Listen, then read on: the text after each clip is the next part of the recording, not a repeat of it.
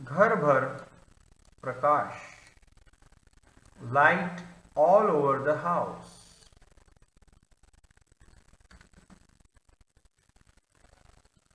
सहजपूर नावाच्या गाव होते.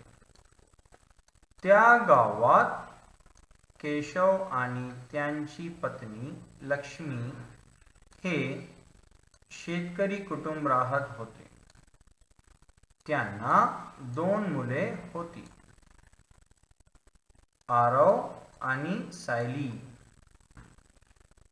ते सगळेजण खूप आनंदात राहायचे.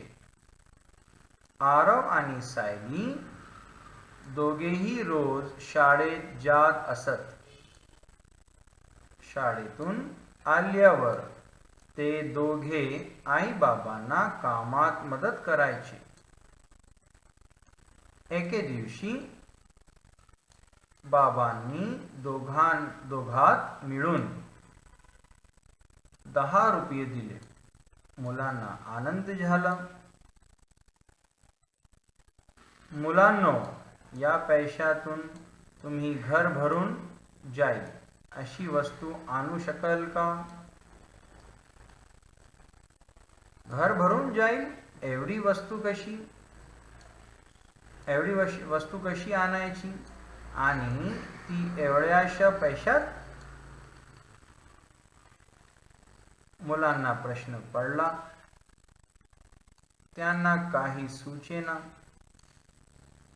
ते एका दुकानात गेले. तेथे त्यांना अनेक वस्तू दिसल्या. दोघांनी मिळून खूप विचार केला. त्यांना एक युक्ती सुचली. दुकानातून दोघांनी एक पंती विकत घेतली. संध्याकाळ झाली. त्यांनी पंतीत तेल ओतले.